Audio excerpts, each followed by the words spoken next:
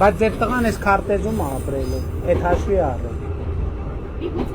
Վարչապետի եւ արցախցի կնոջ միջև մետրոյում տեղի ունեցած երկխոսությունը դարձավ այն հերթական լակմուսային թուղթը, որը ջրի երես հանեց հայաստանյան ընդդիմադիր դաշտի եւ նրանց սպասարկող լրատվամիջոցների ու իրավապաշտպանների բարոյական սնանկությունը։ Օգտվելով 2018-ից հետո հաստատված խոսքի ազատությունից, իդեպ որը մինչ օրս չեն խոստովանում, որ կա, նրանք փորձում են Նիկոլ Փաշինյանին անարգանքի սյունին գամել անգամ այն բանից հետո, երբ վարչապետը հրապարակավ ներողություն խնդրեց։ Խոսում են երեխայի ներկայությամբ մատ թափ տալուց, անտեսելով, որ հենց այդ երեխայի խաղաղ ապագայի համար է վարչապետն այսօր դռնեդուռ ընկնում, փորձելով կանգնեցնել պատմության անիվը, որը տասնամյակներ շարունակ պտտվել է հանուն օտարի շահերի եւ նախկին իշխանազավթների բարեկեցության։ Առանձնակի ցինիզմ չպահանջվեց կրտսեր Քոչարյանից հանդես գալու չլռելու կոչերով ու հայտարարեց, թե կանգնած է արցախցի կնոջ կողքին։ Հետաքրքիր է, նա երբևէ հաշվել է, թե իր հոր կառավարման տարիներին քանի հոգի է հավեր լռել հոկտեմբերի 27-ին ազգային ժողովի դահլիճում, Երևանի փողոցներում, շենքերի մուտքերում, զուգարաններում կամ սահմանին դարձել չակերտավոր խաղաղության զոհ։ Կամ արդյոք հանրապետական հոր փեշի տակից նոր գլուխը դուրս հանած Նարեկ Կարապետյանը կամարցակվեր անգամ ձայնը բարձրացնել հարյուրավոր մարդկանց ճակատագրեր խեղած Քոչարյանի կամ Սարգսյանի ներկայությամբ, էլ չեմ ասում նրանց երեսին ասել, թե նախագահ լինելու իրավունք չունեն։ Եվ վերջապես,